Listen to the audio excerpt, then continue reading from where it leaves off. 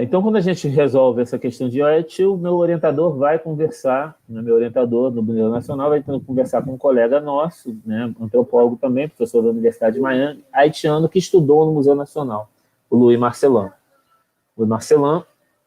E aí, assim, não, a gente tem lá um esquema para receber o Zé.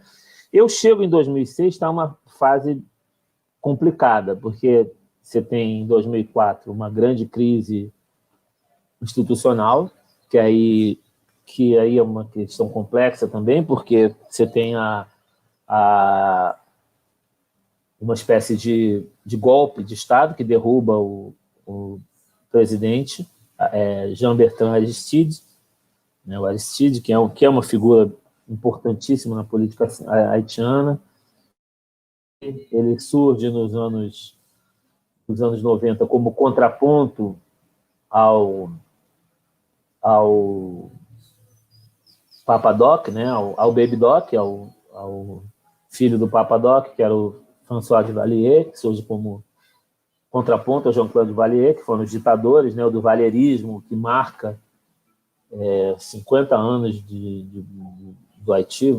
O Duvalier acho que entra em 48, né, o filho dele é deposto em 88. Aí o país tem sucessivas crises. Então, chega em 2006, né, tinha havido uma crise institucional que acabou derrubando o presidente Aristide. O Aristide diz que foi sequestrado, que ele não renunciou, ele não chega a renunciar à presidência da República. Ele, na verdade, é levado embora, sequestrado num avião, e é levado para o exílio.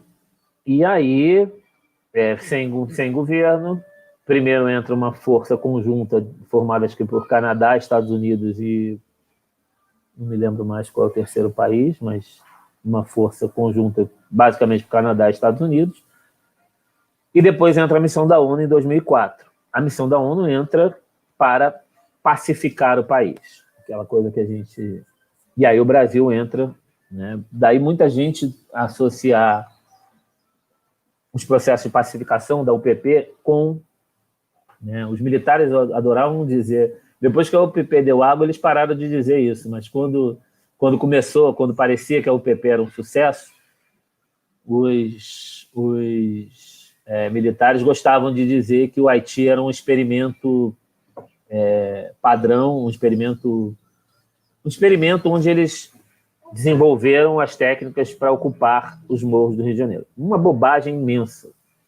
Porque, assim, eu acho que os militares brasileiros nunca conheceram uma favela haitiana, nunca entraram numa favela haitiana. Tem nada a ver com favela no Brasil. São favelas planas, não são muito diferentes. Tem a questão do armamento militar é muito diferente do armamento militar aqui, né? As favelas no Brasil têm um peso de armamento muito maior. Então, não tinha nada a ver. Mas em 2004, você tem essa intervenção. Então, quando eu chego em 2006 no Haiti, a situação já está razoavelmente, mas estava tendo uma onda grande de sequestros, né? Então, o Louis disse, olha, o Louis Marcelin disse que a gente tem que cuidar do Zé Renato lá, ele é estrangeiro, nunca foi. Um homem de quase 40 anos tem que ser cuidado. Mas é de fato, e era fato, era uma coisa que preocupava mesmo, né? Porque é perigoso, a situação está muito tensa, não sei o quê. Ele vai ficar hospedado na casa do Laennec, que pode vir a ser o orientador dele e tal, ainda não era. Ele vai ficar hospedado na casa do Laennec e de lá fazer as primeiras pontes para que ele possa ter trabalho de campo. Inclusive, eu vou, no início do meu trabalho de campo, para Jacmel, justamente em função disso. Da capital, Porto Príncipe, ser um lugar mais violento, e eu vou para uma cidade mais tranquila, mais afastada do centro urbano, uma cidade de praia, portuária, uma cidade com uma grande... tem aquela arquitetura em madeira, que é muito parecida com a de Nova Orleans, era muito bonita, assim, uma cidade muito bonitinha. O Laennec Bon, que foi meu orientador lá no Haiti, da Bolsa Sanduíche, eu tive uma Bolsa Sanduíche para poder fazer pesquisa lá, no Instituto Haitiano, né, no Instituto de Pesquisa Haitiano. O Laennec é do CNRS de Paris e tal, é um dos maiores intelectuais haitianos. tive a honra de conhecer, de privar da amizade dele, morar na casa dele durante um período. Ele me tratou quase como um filho, uma relação maravilhosa, assim, uma pessoa queridíssima. O Laennec fala do bárbaro imaginário. O haitiano é o bárbaro imaginário. A gente imagina o haitiano como canibal, feiticeiro, né? Canibal, feiticeiro, naturalmente, porque canibal é feiticeiro, violento. Ou violento porque canibal é feiticeiro, enfim. A gente imagina o Haiti isso. E um país marcado pela superstição, feitiçaria, o voodoo, e a pobreza. É um país extremamente pobre. Mas como é que a colônia mais rica, e aí, assim, no século XIX, final do século XVIII, início do século XIX, no seio da Revolução Francesa, como é que a colônia mais rica da França se torna o país mais pobre das Américas? O que acontece com esse país? E aí eu acho que tem um apagamento. E aí a gente só enxerga do Haiti aquilo que nos é mostrado. Né? Nos é mostrado um país de pobreza, um país de violência, um país de bárbaros, né? Um país da barbárie, do bárbaro imaginário. Então existe um imaginário da barbárie, né? com relação ao Haiti. E aí o Haiti é visto sempre sob essa perspectiva da crise. E o que se produz em crise? Né? O que as pessoas imaginam que um país em crise produz? Muita coisa. O que se produz na pobreza? Né? Muita coisa. Eu acho que esse preconceito com relação ao Haiti é que talvez nos impeça de enxergar que é um país como o nosso.